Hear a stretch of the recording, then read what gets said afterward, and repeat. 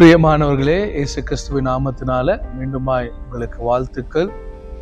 இந்த யூடியூப் மூலமாக நான் பகிர்ந்து கொள்கிற தேவனுடைய வார்த்தைகள் ஆஸ்வாதமாக இருக்கு என்று நான் விசுவாசிக்கிறேன். இதில் நீங்கள் பிளெஸ்ஸிங்காக நீங்கள் உணர்வீங்கனாக்கா எங்களோடு கூட நீங்கள் வாட்ஸ்அப் மூலமாகவோ இல்லை யூடியூப் மூலமாகவோ நீங்கள் உங்களுடைய டெஸ்டிமோனிஸை பகிர்ந்து கொள்ளலாம். நாங்களும் உங்களோடு கூட சேர்ந்து ஆண்டவருடைய நாமத்தை மகிமைப்படுத்துவோம். இப்பொழுது கூட நம்ம எல்லாருக்கும் தெரிஞ்சதான ஒரு சப்ஜெக்ட் தான் காணாமற் போன ஆடு, காணாமற் போனதான வெள்ளி காசு, காணாமற் போனதான ஒரு மகன். இந்த 3 விஷயத்தை நம்ம லூக்கா 15 அதிகாரத்திலேருந்து உங்களோடு கூட நான் பேச விரும்புகிறேன். லூக்கா 15 அதிகாரத்தில் 1 வசனத்தை நான் உங்களுக்காக வாசிக்கிறேன். சகல ஆயக்காரரும் பாவிகளும் அவருடைய வசனங்களை கேட்கும்படி அவ்விடத்தில் வந்து சேர்ந்தார்கள். அப்பொழுது பரிசேயர் வேதபாரகரும் முறுமுறுத்து, இவர் பாவிகளை ஏற்றுக்கொண்டு அவர்களோடே சாப்பிடுகிறார் என்றார்கள். அவர்களுக்கு அவர் சொன்ன ஓமையாவது. பாருங்க, இயேசு கிறிஸ்து இன்னைக்கு நிறைய நேரங்கள்ல நம்ம இருக்கிற இடத்துல இருந்தே ஆத்தும ஆதாயம் பண்ணணும்னு நினைக்கிறோம். நல்லா தெரிஞ்சுக்கோங்க, சபைக்குள்ள உலகத்தின் ஜனங்க வரமாட்டாங்க. ஆனா சபை தான் கம்யூனிட்டிக்குள்ள போகணும். கம்யூனிட்டியை நீங்கள் சர்ச்சுக்குள்ளே கூட்டணும்னு நினச்சிங்கன்னா அது நம்ம ரொம்ப கம்மியாக தான் ஹார்வெஸ்ட் பண்ண முடியும்.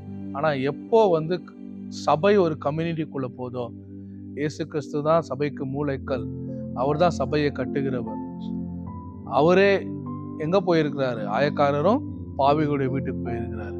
அங்கே போய் அவங்களோட உட்காந்து சாப்பிட்றாரு. அப்போ அங்கே இருந்ததான ஸ்காலர்ஸ், பரிசேயரும் வேதபாரகரும் என்ன பண்ணுறாங்க? முறுமுறுக்கிறாங்க. இவர் ஒரு ப்ராஃபட்டு, இவர் பெரிய ஸ்தானத்தில் இருக்கிறவர்.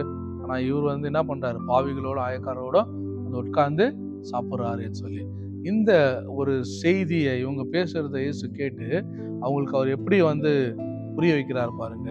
அவங்களுக்கு ஒரு ஸ்டோரியா சொல்றாரு. அங்கிருந்து ஜனங்களுக்கு ஒரு ஸ்டோரியா சொல்றாரு. என்ன அந்த ஸ்டோரி? முதலாவது, காணாமற் போன ஆடுகள். ஒரு மனுஷனுக்கு எவ்வளவு ஆடுகள் இருந்துச்சுங்க? ஒரு மனுஷனுக்கு 100 ஆடுகள் இருந்தது.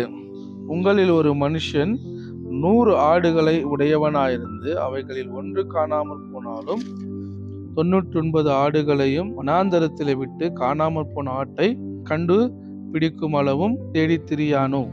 அப்போ இங்க ஆண்டவர் சொல்றாரு, ஒரு மனுஷனுக்கு எவ்வளவு ஆடு இருந்துச்சு? 100 ஆடு இருந்துச்சு. அந்த மனுஷன் வனாந்தரத்துல ஒரு ஆடை தொலைஞ்சு போச்சுன்னு கண்டுபிடிக்கிறாரு. இப்படி தொலைஞ்சு போனவனையும் அந்த ஆடை என்ன பண்றாரு? 99 ஆடு தான் இருக்கே, ஒரு ஆடு போனா போதும் அப்படின்னு அந்த மெய்ப்பன் நினைக்கல. அந்த ஒரு ஆடுக்காக அவர் என்ன பண்ணாரு? அதை போய் அதை கண்டுபிடித்து அதை மந்தையில கொண்டு சேர்த்தாரு. இந்த ஆடுகளுடைய சுபாவம்னு பாத்தீங்கன்னாக்கா, ஆடு எப்பவுமே ஒரு மெய்ப்பன் 100 அடி தூரத்துல இருக்கும்போது ஆடுங்க அந்த மெய்ப்புடைய சத்தத்தை கேட்டு அப்படியே அது ஃபாலோ பண்ணும். அது மந்தையுடைய சத்தத்தை கேட்டு ஃபாலோ பண்ணும். ஆனா இந்த ஆடை நம்ம யோசிக்கும் போது, இந்த ஆடு மெய்ப்பனுடைய சத்தத்தை கேட்கிற தொலைவுல இல்லாம தான் காணா போய்க்குது. இன்னைக்கு நிறைய பேர் ஆண்டோடைய சத்தத்தை கேட்க முடியாம தான் உங்க லைஃப்ல நீங்க என்ன ஆகுறீங்க? தொலைஞ்சு போறீங்க. நீங்க வேணும்னு தொலைஞ்சு போறது இல்ல, நீங்க உங்களுடைய புத்தி இல்லாமையினால என்ன ஆகுறீங்க? தொலைஞ்சு போறீங்க. எப்போ ஒரு மனுஷன் கர்த்தருடைய வார்த்தைய, கர்த்தருடைய சத்தத்தை, தேவ பிரசன்னத்தை அவன் கேட்காம, இல்ல ஒரு சபையில உங்களுக்கு ஒரு பாஸ்டர் இல்லாம, நீங்க ஒரு சபையில அடங்கி இல்லாம இருந்தீங்கன்னா உங்க வாழ்க்கை என்ன ஆகும்? தொலைஞ்சு போயிடும். இந்த ஆடு தொலைஞ்சு போனது போல நீங்களும் தொலைஞ்சு போன நிலைமையில இருப்பீங்க. எவ்வளவு நேரம் வரைக்கும் நீங்க பாதுகாப்பா இருப்பீங்க? உங்க பக்கத்துல ஏதாவது ஒரு மிருகம் உங்களை விழுங்கும் வரைக்கும், இல்ல உங்களுக்கு ஆபத்து உங்க கண் முன்னாடி நிற்கும் வரைக்கும் நீங்க நினைப்பீங்க, I am independent, I don't need anyone. நான் தனிப்பட்ட மனுஷன், எனக்கு யாருமே தேவையில்லை அப்படின்ற அறிவில்லாமையினால நிறைய பேர் என்ன ஆகுறாங்க? சங்காரமாகறாங்க. அதனாலதான் வசனம் சொல்ற ஜனங்கள் அறிவில்லாமையினால சங்காரமாகறாங்க. இந்த ஆடு கூட அந்த கேட்டகரி தான். அதுக்கு என்ன இல்லை? அறிவு இல்லை, புத்தி இல்லாம அந்த ஆடு தொலைஞ்சு போகுது. ஆனா மெய்ப்பனுக்கு நல்லா தெரியும், இந்த ஆடு துணிகரமா வேணும்னு செய்யல. இது புத்தி இல்லாமையினால சத்தத்தை கேட்காம என்ன பண்ணிச்சு? இது தொலைஞ்சு போயிடுச்சுன்னு சொல்லி அந்த மெய்ப்பன் என்ன பண்றாரு? ஓடி போய் அந்த ஆடை கண்டுபிடிச்சு அதை கொண்டு மந்தையில சேர்க்கிறாரு. ஆனா அந்த ஆடு மீண்டும் அந்த மெய்ப்பனுடைய சத்தத்தை கேட்கிற வரைக்கும் கொஞ்ச நேரம் அது சந்தோஷமா இருந்திருக்கும். கொஞ்ச நேரம் அதுக்கு ஓ பரவாயில்ல, என்னை யாரும் இன்ஸ்ட்ரக்ட் பண்றவங்க இல்லை, என்னை நடத்துறவங்க இல்லை, இப்ப எனக்கு சுதந்திரம், நான் ஜாலியா இருக்கேன்னு நினைச்சுன்னு இருக்க நேரத்துல வெள்ளம் போல சாத்தான் என்ன பண்றான்? எவனை விழுங்கலாமோன்னு வரான். அவன் விழுங்கும்படி வரும்போது தான் ஐயோ இப்ப எனக்கு பிசாசு வந்து என்ன அழிக்க போறானே, ஒரு சிங்கமோ ஒரு புலியோ ஒரு கரடியோ அந்த ஆடை நோக்கி வரும்போது அந்த ஆடுக்கு என்ன இருந்திருக்கும், ஜீவனை குறித்ததான ஒரு பயம் உண்டாயிருக்கும். ஐயோ நான் தப்பு பண்ணிட்டேன், நான் வந்து தொலைஞ்சு போயிருக்க கூடாது, மெய்ப்பெண் 100 அடி தூரத்துல இருந்து சத்தம் கொடுக்கும் போதே நான் அதை பின்பற்றி இருக்கணும்னு ஆடுக்கு ஒரு உணர்வு வந்திருக்கும். அப்போ இந்த மெய்ப்பெண் வந்து அந்த ஆடு சாகிறதுக்கு முன்பதாகவே போய் என்ன பண்ணிட்டாரு, அதை காப்பாத்தி மீண்டுமா கொண்டு வந்து மிகுந்த சந்தோஷம் அடைகிறாரு. இன்னைக்கு நீங்க கூட அந்த ஒரு ஸ்தானத்துல இருப்பீங்கன்னாக்கா, தொலைஞ்சு போனதான ஒரு ஸ்தானத்துல இருப்பீங்கன்னா, அவங்களை உற்சாகப்படுத்துற ஒரு விஷயம், நீங்க ஒரு நல்ல ஆவிக்குரிய சபைக்கு போங்க, ஒரு நல்ல மெய்ப்பெண் உள்ள சபைக்கு போங்க. அங்க ஆண்டுடைய சத்தத்தை கேளுங்க, கர்த்தருடைய வார்த்தையை கேளுங்க, நீங்க அதுல அடங்கி இருங்க. நிச்சயமா உங்க வாழ்க்கை ஆண்டவர் ஆஸ்வதிக்கிறவரா இருக்கிறாரு. அடுத்து நம்ம பார்க்கிறோம் காணாமற் போனதான அந்த வெள்ளி காசு. இந்த வெள்ளி காசு நம்ம எடுக்கும் போது பாருங்க, இந்த ஆடு வெள்ளி காசு, இந்த மகன் 100 ஆடுல ஒரு ஆடு தொலைஞ்சு போச்சுன்னா எவ்வளவு பர்சன்டேஜ்? அது வந்து 1% தான். அதே 10 வெள்ளி காசுல ஒரு காசு தொலைஞ்சு போனாக்கா எவ்வளவு பர்சன்டேஜ்? அது 10%. 100ல எவ்வளவு பர்சன்டேஜ்? 10%. அதே ஒரு தகப்பனுக்கு 2 குமாரன் இருக்கிறாரு, 100%ல ஒரு குமாரன் தொலைஞ்சு போனாக்கா எவ்வளவு பர்சன்டேஜ்? 50%. அப்போ இன்னைக்கு வந்து நம்ம கிட்ட இருக்கிறதான விஷயம் எவ்வளவு வேல்யூ என்பதை நம்ம தொலைக்கும் போது தான் தெரியும், நம்மளை விட்டு அது போகும்போது தான் தெரியும். அதனாலதான் நம்ம வந்து ஆண்டவரை விட்டு தூரம் போகக்கூடாது. அப்போ இந்த வெள்ளி காசு வந்து தொலைஞ்சு போயிடுச்சு. ஆனா இந்த வெள்ளி காசை இந்த ஸ்திரீ வந்து என்ன பண்றாங்க, விளக்கு கொளுத்தி தேடுறாங்க. இருட்டுல விளக்க கொளுத்தி என்ன பண்றாங்க, அந்த வெள்ளி காசை தேடுறாங்க. ஏன்னா ஆடு மாதிரி இந்த வெள்ளி காசு என்ன பண்ண முடியாது, சத்தமிட முடியாது. ஆடாவது மெய்ப்பெண் சத்தம் கொடுத்துனே வந்திருப்பாரு.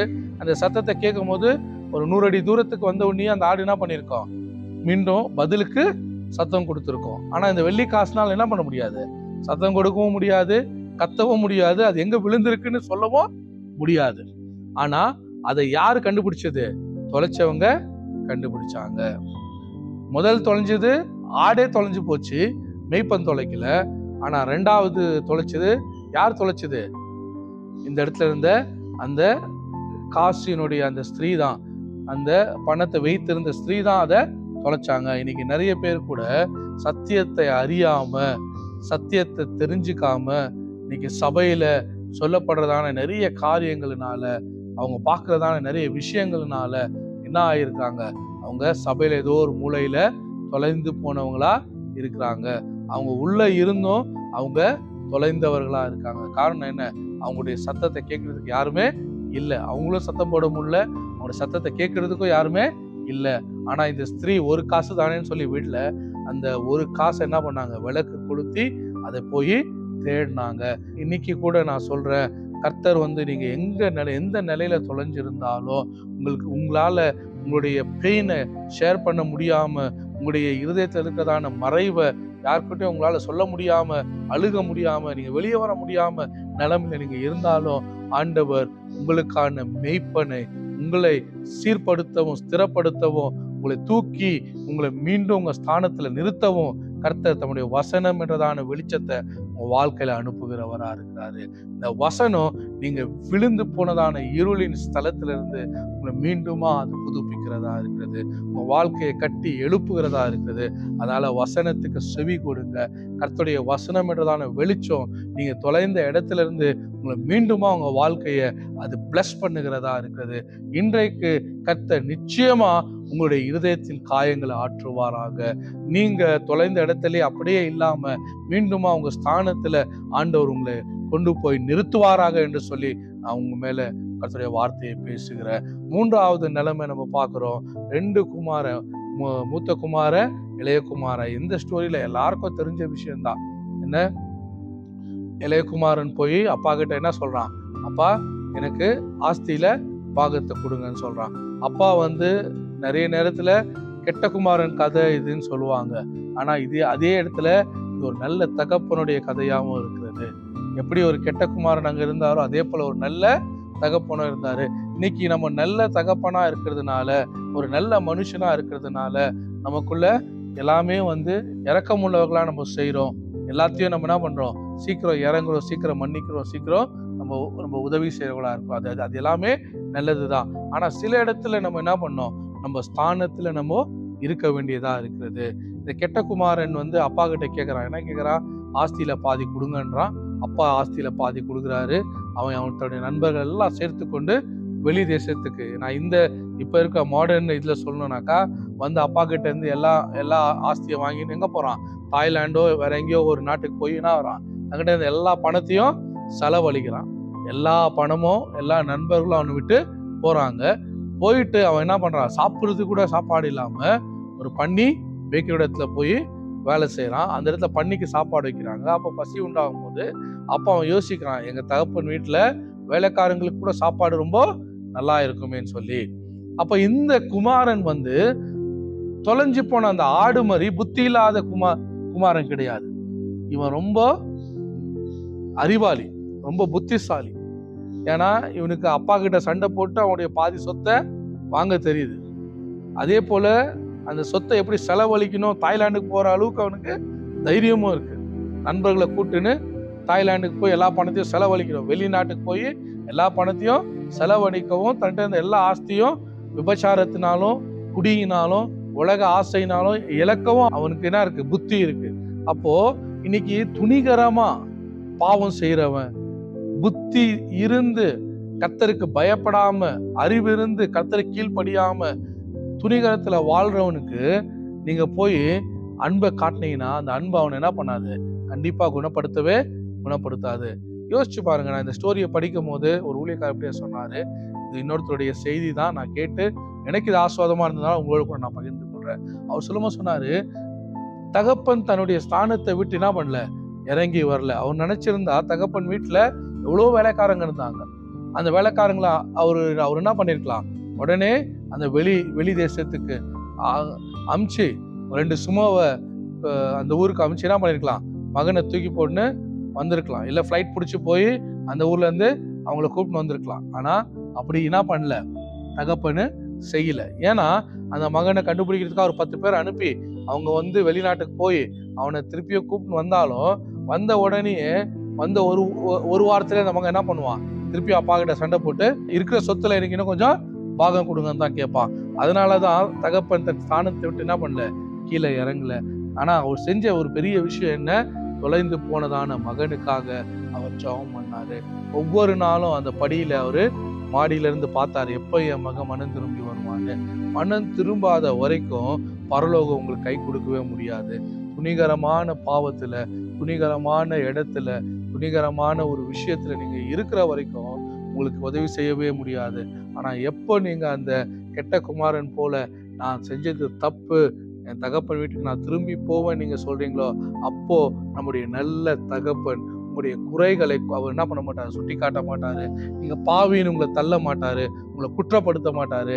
நீங்க திரும்பி வந்த உடனே அவர் உங்களுக்கு முத்திர மோதிரத்தை போடுறவரா இருக்கிறாரு. உங்களுக்கு மீண்டுமா அந்த அதிகாரத்தையும் அந்த அன்பையும் அவருடைய ஆசீர்வாதத்தையும் அவர் உங்களுக்கு கொடுக்கிறவரா இருக்கிறாரு. ஆனா நீங்க தான் வரணும். தகப்பன் நீங்க துணிகரமா செய்யற விஷயத்துல அவர் இறங்கி வரமாட்டாரு. இன்னைக்கு நீங்க திரும்பி போகணுன்ற ஒரு மனநிலைமை உங்க சிந்தையில வந்துச்சுன்னா, நீங்க இன்னைக்கு மனம் திரும்பி அப்பா வீட்டுக்கு போவேன், இந்த வாழ்க்கை எனக்கு வானா, இந்த உலகம் எனக்கு வானா நீங்க தீர்மானம் பண்ணுவீங்கன்னா, நல்ல தகப்பன் மீண்டுமா வாழ்க்கையை கட்டி எழுப்புவாரு. அவர் உங்களை ஆசீர்வதிப்பாரு. நிச்சயமா நீங்க தொலைஞ்சு போக மாட்டீங்க. உங்களுக்கு ஒரு நம்பிக்கை உண்டு. நம்முடைய தகப்பன் நமக்கு நம்பிக்கை கொடுக்கிற தகப்பனா இருக்கிறார். நம்ம விழுந்த இடத்துல இருந்து நம்மளை மீண்டுமாய் கட்டுகிற நல்ல தகப்பனா இருக்கிறாரு. இந்த தகப்பன் கூட அப்படிதான். அந்த மகன் வந்து மனம் திரும்பி வரும்போது தூரத்துல இருந்தே தகப்பன் என்ன பண்றாரு, கிட்ட வரட்டும், வந்தவனையே நீ எனக்கு இப்படிலாம் பண்ண, காசெல்லாம் வாங்கிட்டு போன, இவ்வளவு தப்பு பண்ணன்னு சொல்லி அவனை என்ன பண்ணல, அவனை அடிக்கல, அவனை திட்டல, அவனை வந்து துரத்துல. அவன் தூரமா இருந்து வரும்போதே தகப்பன் ஓடி போய் கட்டி அணைத்து அவன் என்ன பண்ணாரு, முத்தமிடுகிறாரு. அவனுக்கு புது வஸ்திரத்தை கொடுக்குறாரு, மோதிரத்தை கொடுக்குறாரு. அதே போலதான் நம்முடைய பரலோக தகப்பனும். நம்ம தொலைந்து போனாலும் மீண்டும் ஒரு நாள் நாம் பிழைப்போம் என்ற ஒரு நம்பிக்கையோடு கூட இன்னைக்கு தேவன் உங்களுக்காக எதிர்பார்த்து கொண்டு இருக்கிறாரு. அது மாத்திரம் இல்ல, நீங்க தொலைஞ்சு போன நிலைமையில இருக்கிற உங்களுக்காக அநேகர் ஜபிக்கிறவர்களாகவும் ஆண்டவர் வைத்திருக்கிறாரு. உங்களுடைய ஜபங்கள்லாம் வீணா போவாது. நிச்சயமா நீங்க ஆண்டவருக்கு உங்க வாழ்க்கையை திருப்பி கொடுக்கும் போது கர்த்தர் உங்களை பல மடங்கு உங்களை ஆசீர்வதிப்பாரு, உங்க வாழ்க்கையை கட்டுவாரு. கர்த்தர் இந்த வார்த்தையினால உங்க குடும்பத்தையும் உங்க வாழ்க்கையும் கர்த்தர் ஆசீர்வதிப்பாராக. இன்னைக்கு நான் கூட சொல்றேன், ஒருவேளை நீங்க நினைக்கலாம், என் குடும்பத்துல அநேக பேர் இப்படிதான் கெட்ட குமாரன் போல தொலைஞ்சு போயிருக்கிறாங்க, அவங்களாம் ரட்சிக்கப்படுவாங்களான்னு தெரியல, திரும்பி வருவாங்களான்னு தெரியல, நீங்க நினைச்சீங்கன்னா நம்பிக்கை வீண் போகாது, சோர்ந்து போவாதீங்க.